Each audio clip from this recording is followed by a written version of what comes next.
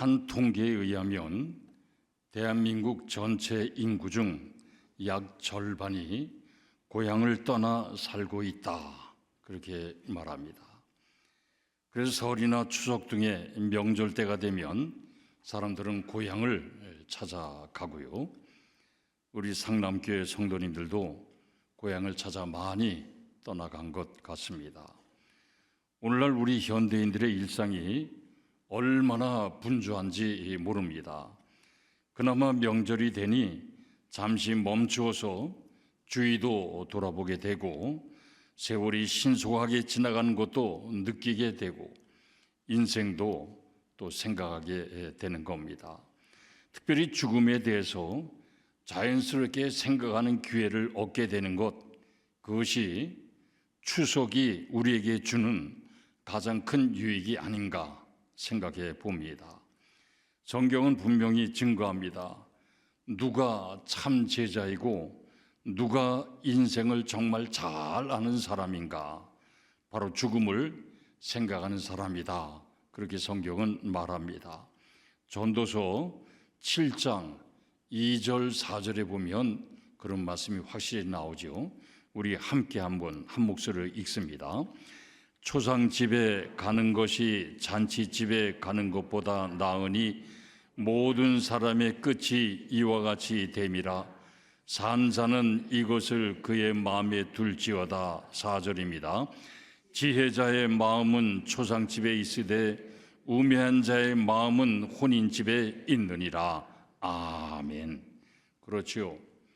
초상집에 간다는 것은 죽음을 생각하는 겁니다. 죽음을 생각하는 자가 참 인생을 알고 지혜로운 사람이라고 하는 겁니다. 이 사람은 누구나 이렇게 한 번은 죽음을 맞이해야 함에도 불구하고 본능적으로 죽음을 싫어합니다. 심지어는 죽음을 생각조차 하기 싫어합니다.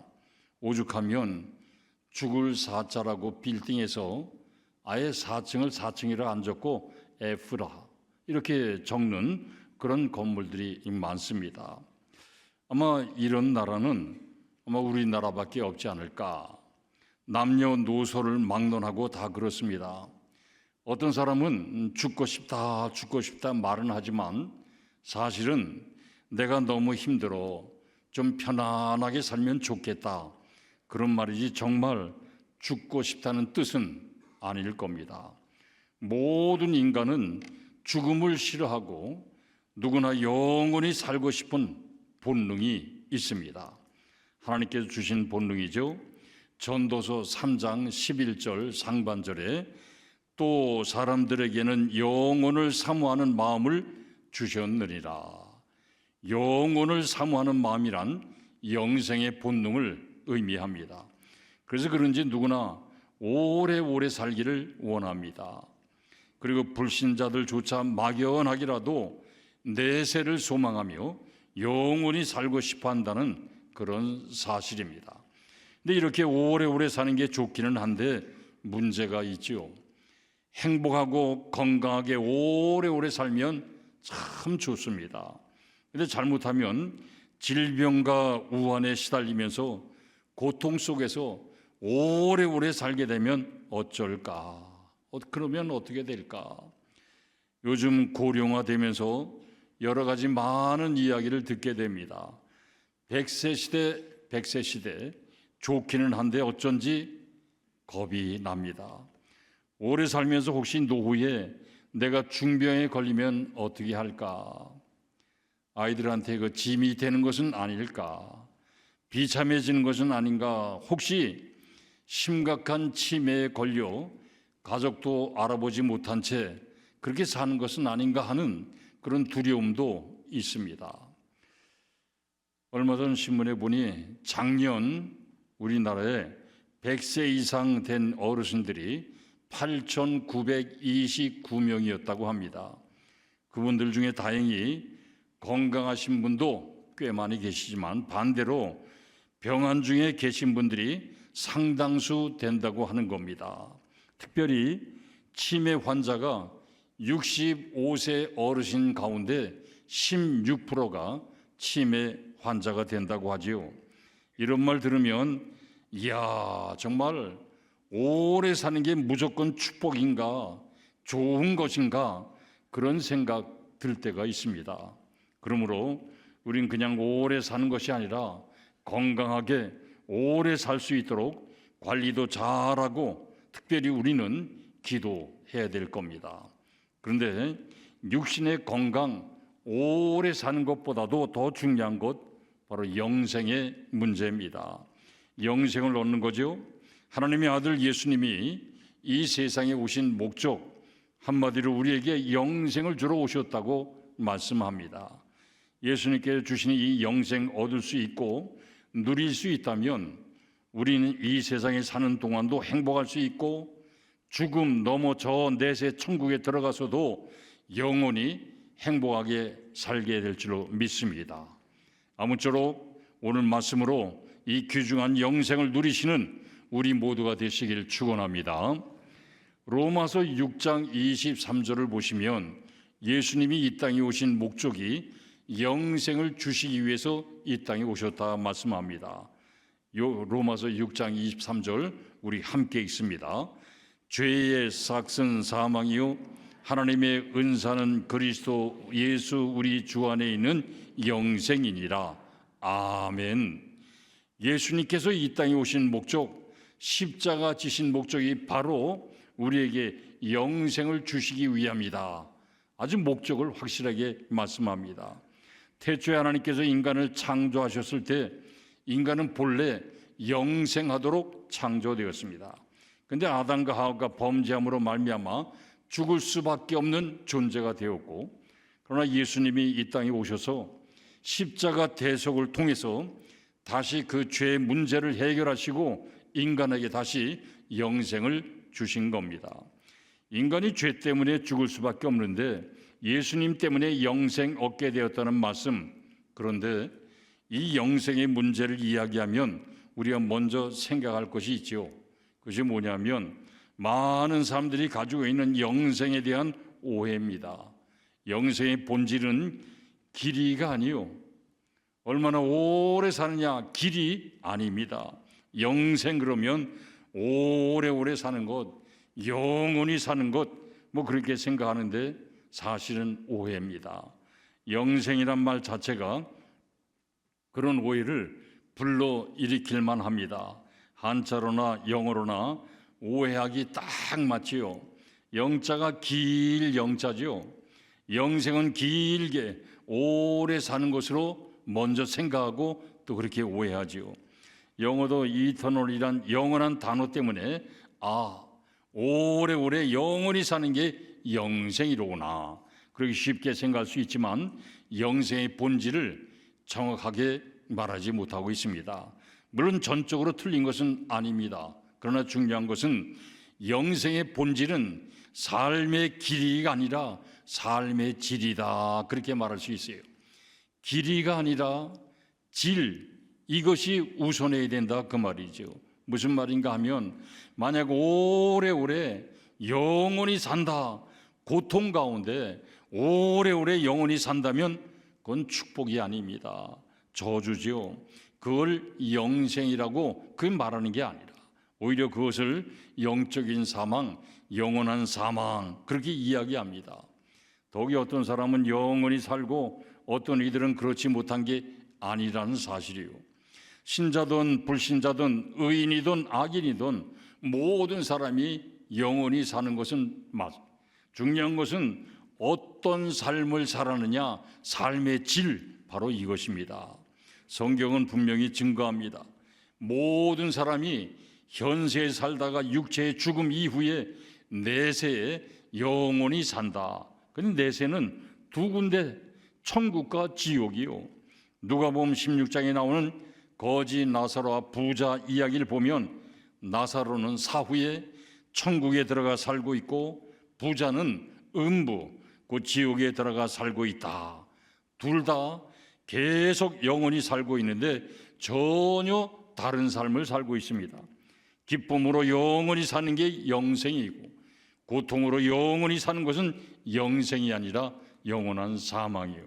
그래서 영생이 무엇인지 설명할 때도 길이가 아닌 전혀 다른 차원에서 설명을 해야 되고, 성경 곳곳에 영생에 관한 구절들이 있지만 그 중에 아주 명확하게 설명해 주는 그런 구절이 있습니다. 요한복음 17장 3절 너무너무 중요하죠. 우리 함께 읽습니다. 영생은 곧 유일하신 참 하나님과 그가 보내신 자 예수 그리스도를 아는 것이니다. 하나님과 예수를 아는 것 그 자체가 영생이다 그 말이죠. 여기서 알다 그런 단어가 참 중요합니다. 신약 성경은 헬라어로 기록이 됐죠. 헬라어 그 원어로 기노스코 그렇게 이제 말합니다. 알다란 그런 것은 단어 기노스코, 특별한 뉘앙스를 가지고 있는데 단순히 지식적으로 관념적으로 아는 게 아닙니다. 관계를 전제한 체험적인 지식, 바로 그것을 말하지요. 우리가 말로 누구누구를 안다 할 때 그 의미가 천차만별입니다. 이름으로 알고 혹은 얼굴로 아는 것도 아는 것이고 깊은 관계를 맺고 아는 것도 아는 거요. 기누스코는 깊이 사귀고 교제하는 것, 그걸 의미합니다. 예를 들어 누가복음 1장 34절에 보면 이 단어가 어떻게 쓰여졌는가, 그거 보면 우리가 그 단어의 뉘앙스를 알게 됩니다. 자, 누가복음 1장 34절 우리 함께 읽습니다. 마리아가 천사에게 말하되 나는 남자를 알지 못하니 어찌 이 일이 있으리이까. 아멘. 나는 남자를 알지 못하니 어찌 이 일이 나한테 있을 수 있겠느냐 그 말이죠. 여기서 남자를 안다는 것은 결혼해서 부부 관계를 맺는 것을 바로 의미합니다. 결혼해요. 그래서 부부 관계를 맺는 거 이야기하는 거죠. 그냥 아는 게 아니에요. 이 정도로 깊은 관계를 맺고 교제하고 체험하는 것을 가리켜서 기노스코, 안다 그렇게 말합니다. 영생을 얻기 위한 첫 번째 단계는 믿음이요. 예수 그리스도를 믿음으로 개인적인 그런 관계를 맺고 사귀고 체험하는 것이 영생이요. 요한복음 3장 16절 하나님이 세상을 이처럼 사랑하사 독생자를 주셨으니 이는 그를 믿는 자마다 멸망하지 않고 영생을 얻게 하려 하심이라. 이런 믿음의 지식이 영생인데 바로 인생에서 가장 귀한 최고의 가치. 그래서 사도 바울은 이렇게 고백하지요. 빌립보서 3장 8절 우리 함께 있습니다. 또한 모든 것을 해로 여김은 내 주 그리스도 예수를 아는 지식이 가장 고상하기 때문이라. 내가 그를 위하여 모든 것을 잃어버리고 배설물로 여김은 그리스도를 얻고. 바울은 당대의 박사였지만 그 모든 지식이나 명예가 영생을 위해서는 백해무익하다 그 말이죠. 오직 예수 믿고 하는 체험적 지식이 영생을 주기 때문에 아주 귀하다 그 말이죠. 세상의 지식은 나름대로 부분적으로 유용하지만 영생을 주지 못해요. 세상에 얼마나 귀하고 놀라운 지식이 많아요. 여러분, 그 놀랍고 새로운 지식 아무리 우리가 가져 습득해도 이건 영생을 얻지 못한다 그 말이죠. 정근모 장로님이라고 계세요. 아마 기억나신 분들 계실 겁니다. 정근모 장로님, 그분은 세계적인 핵 물리학자로 과학기술처 장관을 2번 역임했고 세계 원자력 기구 의장을 지냈고 대학 총장 또 해비다트 이사장 등 화려한 경력의 소유자요. 명함에 더 들어갈 게 없어요. 너무너무 많아서. 자, 그러나 본인은 신실한 크리스찬으로 복음 전도자로 인정받는 것을 가장 귀히 여겼어요. 교회 장로로, 나는 크리스찬으로 복음 전도인으로 그렇게 불리우고 인정받는 걸 너무너무 귀히 여겼다 그 말이죠. 그분이 그렇게 된 이유가 있습니다. 그분이 경기고등학교 수석으로 입학을 했습니다. 천재들만 들어가는 데가 경기고등학교 아닙니까? 경기고등학교. 자, 그리고 4달 이제 학교 다니고 더 배울 게 없다, 시시하다. 그래서 검정고시를 통해서 서울대학교 물리학과 이제 입학을 했고, 또 서울대학교도 조기 졸업을 해서 미국 유학을 갔습니다. 박사학위를 받고 24살에 플로리다 주립대 교수가 됩니다. 그 당시 그분의 별명이 보이 프로페서, 꼬마 교수란 그런 별명을 얻었어요. 24살에 교수가 됐으니 머리도 좋지요, 잘 나가죠. 무엇 하나 부족한 것 없는 그 인생이니 하나님 없이도 얼마나 아쉬운 게 없을 그런 정도지요. 근데 그 가정에 우환이 닥쳤습니다. 어린 아들이 만성 신부전증을 앓게 되었습니다. 명의를 찾아다녀도 여기저기 찾아다녀도 고칠 수가 없어요. 나중에는 당신의 신장까지 떼어서 이식을 시켜주는데도 불구하고 고치지 못합니다. 여러 고통의 과정 속에 자신이 아무리 잘 나가는 세계적인 과학자라고 해도 자신이 사랑하는 아들에게 아무것도 해줄 수 없다, 이런 무력감에 빠지게 됩니다. 그런 고통 가운데 살아계신 하나님을 발견하게 되고 하나님을 만나게 되죠. 그런데 결정적으로 그 아들이 고통을 당하다 결국 하나님의 부르심을 받습니다. 아들이 그 임종의 순간에 그 아들이 아버지에게 이런 고백을 합니다. 그 고백이 결정적으로 살아계신 하나님을 깊이 알게 되는 전환점이 되었습니다. 그렇게 말합니다. 아들이, 아빠, 내 죽음을 축복해 주세요. 힘들고 고통스러운 여행은 이제 다 끝났습니다. 이제는 저는 하나님 곁으로 가게 되었으니 얼마나 행복해요. 저 때문에 절대 눈물 흘리지 마세요, 아빠. 천국에서 아빠 다시 만나요. 그 아빠한테 그렇게 이제 마지막 인사를 했다고 하는 거죠. 얼마나 귀한지. 여러분, 세상에 그 어떤 세상의 지식이 그 청년을 그렇게 편안하게 죽음을 통과하게 만들 수 있었겠느냐, 그 말이죠. 그 질병의 고통 가운데서도 때로는 좌절할 때도 있었지만 그래도 하나님의 위로를 받고 그 고난을 극복하도록 만들었겠느냐, 그 말이죠. 여러분, 세상의 지식과 세상의 그 어떤 가치도 이렇게 해준 것 없습니다. 할 수가 없어요. 오직 예수를 아는 믿음의 지식만이 이렇게 만들어 줄 수 있고요. 그것이 바로 영생을 주는 가장 귀한, 아니 유일한 것임을 분명히 믿습니다. 근데 문득 그런 생각 들 때가 있지요. 영생을 얻었다 말은 하는데 내가 얻은 것 같기는 한데 이거 나중에 잃어버리면 어떡하지? 영생 날개 달고 홀홀 날아가, 나를 떠나서 날아가 버리면 어떡하지? 세상에서 우리가 가지고 있는 것들은 거의 다 나중에 다 잃어버리게 되지요. 마지막에 다. 그런데 그런 것에 익숙해진 우리들이기 때문에 예수 믿고 얻은 이 영생도 우리가 혹시 살다가 나중에 다 잃어버리면 어떡할까, 그런 걱정이 들 때가 있다, 그 말이죠. 그런데 그런 걱정은, 그런 염려는 할 필요가 전혀 없습니다. 이유는 주님의 약속 때문에 그렇습니다. 요한복음 5장 24절 우리 함께 있습니다. 내가 진실로 진실로 너희에게 이르노니 내 말을 듣고 또 나 보내신 이를 믿는 자는 영생을 얻었고 심판에 이르지 않은 사망에서 생명으로 옮겼느니라. 아멘.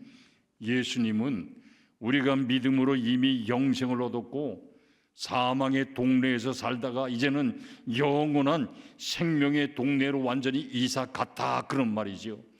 다시는 돌이키는 그런 케이스가 없다, 그 말이죠. 돌이키려고 해도 돌이킬 수가 없다.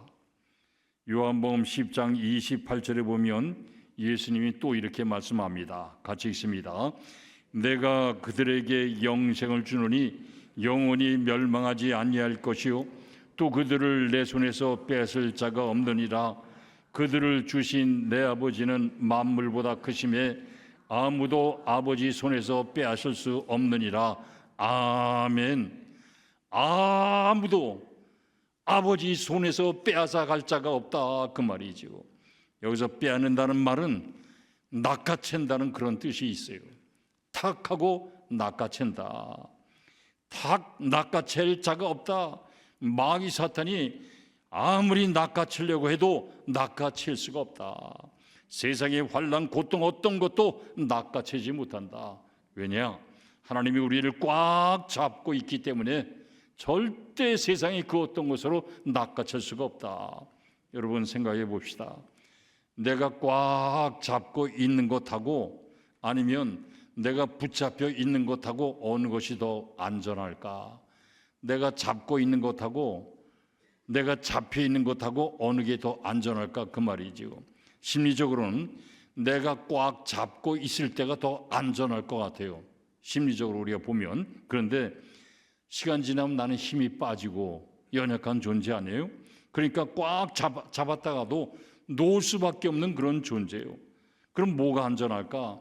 큰 손을 가지신 하나님이 나를 꽉 잡고 있으면 이것보다 안전한 게 없지요.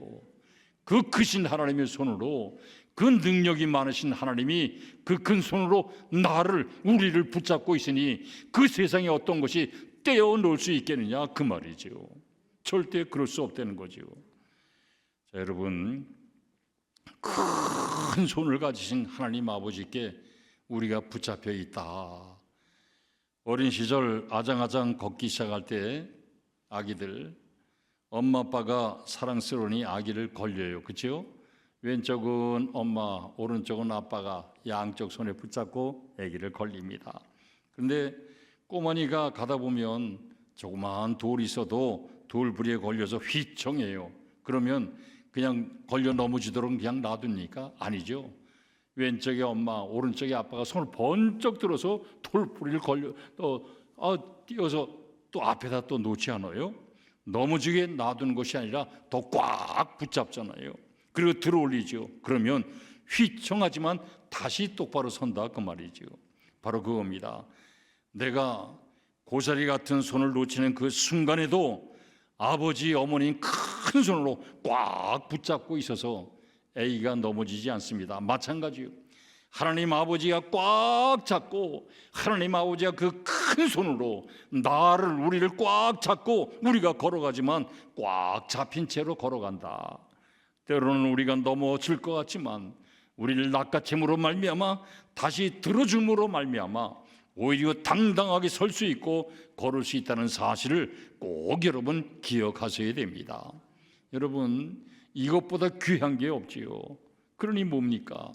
내가 혹시 놓을지라도, 내가 혹시 흔들릴지라도 하나님이 놓지 않기 때문에 우리가 이미 얻은 영생은 영원히 안전할 줄로 믿으시기 바랍니다.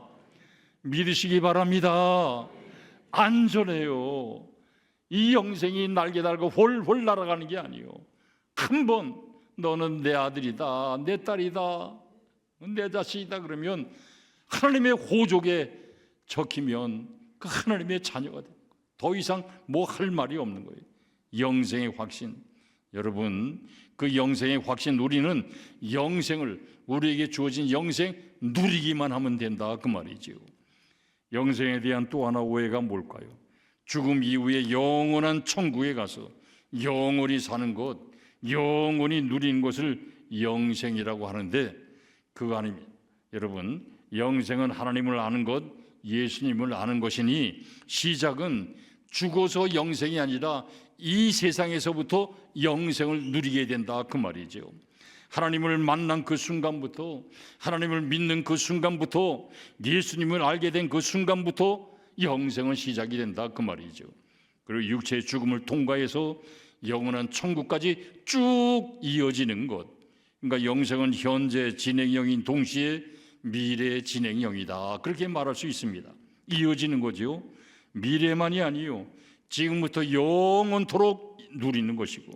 여러분, 영생은 미래가 아닙니다. 현재와 미래를 모두 포함이 되고 이와 같은 영생의 기쁨 누리도록 예수님께서 우리를 초대합니다. 요한계시록 3장 20절 우리 함께 읽습니다. 볼지어다 내가 문 밖에 서서 두드리노니 누구든지 내 음성을 듣고 문을 열면 내가 그에게로 들어가 그와 더불어 먹고 그는 나와 더불어 먹으리라. 아멘. 우리에게 마음의 문이 있다는 거죠. 비유지요. 예수님께서 두드리십니다. 똑똑똑 문 열어라. 내가 너의 죄를 위해서 피 흘려 죽은 예수다. 내가 부활한 예수다. 나를 믿고 영접하면 너희 죄를 사하고 내가 너 안에 들어가서 너와 함께 평생을 살겠다. 같이 먹고 마시겠다. 교제요, 사귐이죠. 예수님의 은혜와 사랑을 체험하는 것, 영생에 대한 초청이요. 그러므로 믿음으로 마음을 열고 예수님이 초청하면 그때부터 영생의 시작이 되고, 여러분 꼭 기억하셔야 됩니다. 현세 우리가 육신을 입고 사는 동안도 우리 마음속에 영생의 기쁨이 있고, 물론 제한적이죠. 우리의 육체를 이제 입고 있기 때문에 육체는 욕망이 있어요. 우리는 연약함이, 죄성이 있습니다. 외부적으로 마귀의 방해가 있고 시련 풍파도 있습니다.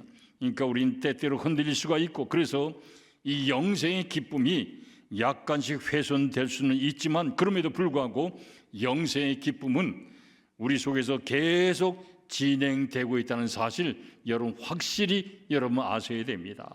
그것이 진행되다가 죽음이 닥쳐와도 그것을 지나치고 영원히 천국까지 계속 진행된다는 사실, 여러분 꼭 마음속에 여러분 꼭 가지고 계셔야 됩니다. 자, 여러분 사랑하는 연인들이 몇 시간 이제 데이트 이제 다 만나고 헤어질 때는 어떻습니까? 피곤합니까? 피곤하면 그건 정상이 아닙니다. 그래도 아쉬워, 또 만나고 싶고 뭐 그럽니다, 여러분.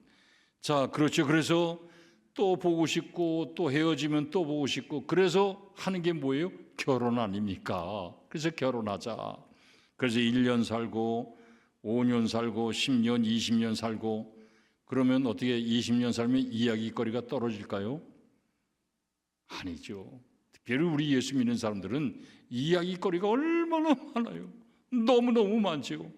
50년 살면 여러분 이야기거리가 떨어질까요? 아니요. 더 많아지죠. 풍성해지죠. 여러분, 사랑의 이야기는 끝이 없어요. 사랑의 이야기는 이게 정상이에요. 사람끼리도 사랑하는 사람끼리 만나고 교제하고 사귀고 체험하는 게 이렇게 무궁무진한데, 무한하신 하나님, 사랑이 가득한 예수 그리스도와 만나고 교제하고 함께 사는 게 얼마나 무궁무진할까, 그 말이에요. 매일매일 새로워지는 거죠. 네, 여러분, 세상에는 죄로 말미암아 죽은 영혼들이 너무너무 많아요. 죽었다는 것은 존재가 끝났다는 의미가 아니라 하나님으로부터 분리되었다, 그런 의미요. 그러면 영생의 기쁨이 없고 영적인 갈증으로 늘 공허하고 세상의 어느 곳으로도 만족감이 없습니다. 마치 밑 빠진 독가 같더라, 그 말이에요. 그러나 영생을 얻으면 주님께 주시는 그런 생명과 샘물이 솟아나는 것처럼 심령에 만족과 기쁨이 넘치게 되고, 그래서 예수님 말씀하지 않습니까? 요한복음 4장 13절 함께 있습니다. 예수께서 대답하여 이르시되 이 물을 마시는 자마다 다시 목마르려 내가 주는 물을 마시는 자는 영원히 목마르지 아니하리니 내가 주는 물은 그 속에서 영생하도록 솟아나는 샘물이 되리라. 아멘. 세상 것 그 어떤 것으로도 영혼의 갈증을 채울 수가 없고 만족할 수 없지만, 그러나 예수님이 주는 물, 이것이 바로 영생이다. 예수님과 함께 살면서 예수님의 사랑, 기쁨, 은혜, 그 풍성함을 날마다 체험하는 것은 마치 이 속에서 샘물이 솟는 것과 똑같다, 그 말이죠. 이 세상에서 우리가 육신을 갖고 있을 때도 약간 제한적인 하지만 계속 솟아나고 죽음 넘어 영원한 천국까지 그것이 우리에게 체험될 수 있다고 하는 것. 그래서 세월이 갈수록 우리의 신앙이 점점 온전해져 가면서 이 영생의 기쁨은 시간이 갈수록 더욱더 깊어지고 더욱더 넓어지고 더 엄청나게 커지더라, 그 말이죠. 여러분, 처음 우리가 예수 만날 때 얼마나 감격스럽고 말할 수가 없잖아요. 근데 이게 식어지는 건 뭘까? 우리 신앙에 문제가 있는 겁니다. 처음엔 그 감격과 또 다른 성숙한 차원에서 감격이, 설레임이 계속해 천국 갈 때까지 이어지는 것이 이 땅에서 누린 영생의 기쁨이더라. 그러다가 우리가 죽음도 뭐 내세 천국에 들어가게 되면 만끽하게 되고 극대화하게 되고, 그때는 제한이 없죠. 우리 육신 다 벗어버리고 죄악 다 벗어버리고 세상의 사탄 마귀 전혀 방해받지 않고 세상의 풍파 시련 방해받지 않고 그 천국의 영생의 기쁨을 100% 만끽하게 된다, 그 말이죠. 더 이상 축복이 없는 최상의 기쁨을 우린 영원한 천국에서 누리게 된다고 하는 것. 그러니까 영생은 예수님 만난 이후부터 계속해서 풍성해지면서 육신의 죽음을 넘어 저 천국에 들어가면서 완전히 만끽할 수 있는 그런 것임을 우리가 알게 됩니다. 근데 천국에 들어간다는 이 사실에 대해서 어떤 분들은 이런 질문을 하는 분들이 더러더러 있어요. 천국 가면 영원히 사는데 지루하지 않을까요? 여러분, 세상의 요란한 유흥에 익숙해져서 그게 기쁨인 줄 아는데, 그게 기쁨의 전부 다인 줄 아는데, 사실은 그런 유흥 뒤끝은 항상 씁쓸하고 공허합니다. 하지만 천국은 갈수록 새롭고 무궁무진합니다. 우리가 사는 이 세상, 이 지구만 해도 얼마나 큽니까, 여러분? 지구촌이란 말도 쓰지만 세계 구석구석 다니며 문화도 체험하고 음식도 체험하고 사람도 만나서 또 이야기하고 무궁무진해요. 그냥 패키지 여행 몇 군데 갔다 오면 세계 일주 여행한 것 아닙니다. 유럽 갔다 오고 아시아 동남아 뭐 한 번씩 갔다 오고 북미 남미 뭐 한 번씩 갔다 오면 세계 일주한 건가? 아니죠. 천만에만 부분밖에 경험하지 못한 거예요. 이 작은 지구촌도 그런데 성경이 묘사해 놓은 천국의 모습은 지극히 작은 부분에 불과합니다. 그것만 봐도 얼마나 대단한지 말할 수가 없죠.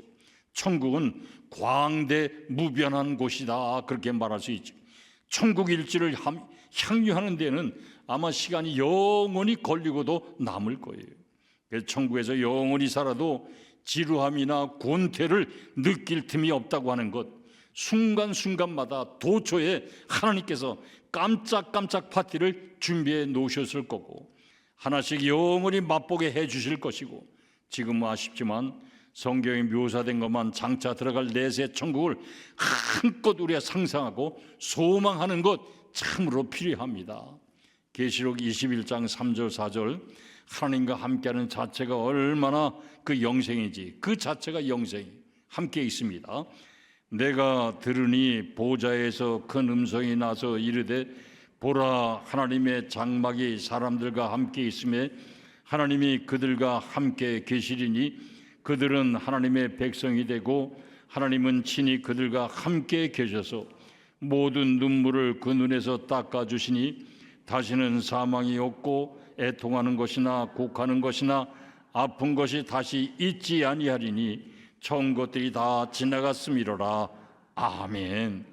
함께란 말이 계속 반복이 됩니다. 이게 바로 영생이에요. 영생의 기쁨이 막 솟아나는 것, 세상에서 경험했던 모든 나쁜 것은 다 사라지고 오직 하나님과 함께하는 기쁨만이 가득 찬 곳. 또 천국의 풍경은 어떠할까? 요한계시록 22장 1절 2절 한번 봅니다. 같이 있습니다. 또 그가 수정같이 맑은 생명수의 강을 내게 보이니 하나님과 및 어린 양의 보좌로부터 나와서 길 가운데로 흐르더라. 강 좌우에 생명나무가 있어 12가지 열매를 맺되 달마다 그 열매를 맺고 그 나무 잎사귀들은 만국을 치료하기 위하여 있더라. 아멘. 생명 강수가 흐르고 각종 실과가 있고, 그러니까 이겁니다. 우리가 지금 천국에 대해서 지금 알 수도 없고 자세히 알 수가 없고 성경에는 요만큼만 우리에게 보여주고 있으니 천국은 사실은 무궁무진한 세계예요. 그러니까 우리가 천국에 딱 들어가게 되면 하나님께서 매일매일 매 순간순간마다 뭘 준비해 놓으실까? 깜짝 파티지요. 매일매일 깜짝 놀라는 거죠. 와, 신기하다. 이야, 이런 것도 있구나. 정말 놀랐구나. 여러분, 그의 천국에 들어가서 누리는 영생의 모습이요, 이러한 영생의 기쁨을 놓치는 것은 인생 최대의 불행이고 비극이요. 그런데 거기서 끝나지 않습니다. 그걸 놓칠 뿐만 아니라 정반대로 영원한 지옥에서 영원한 고통 가운데 영원히 살 수밖에 없다는 그 비극이 또한 있습니다. 그렇기 때문에 예수님이 뭐라고 말씀합니까?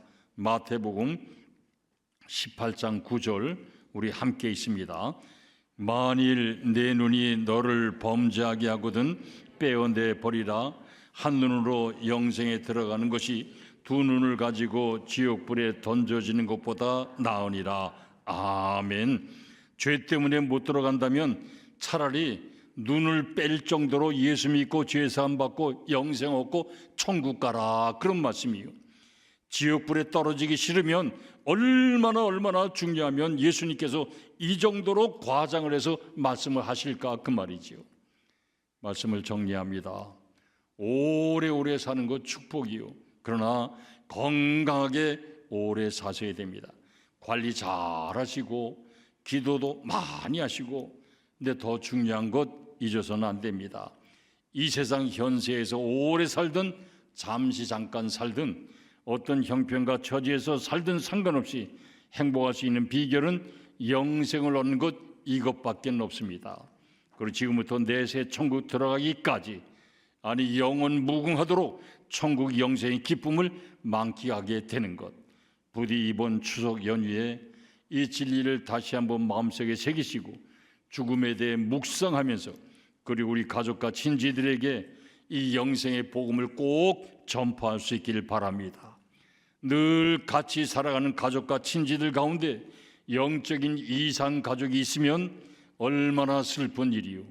부디 영생의 복음 꽉 붙드시고 오래 사시는 것보다 더 좋은 영생의 기쁨을 만끽하는 우리 모두가 다 될 수 있길 주님의 이름으로 축원합니다.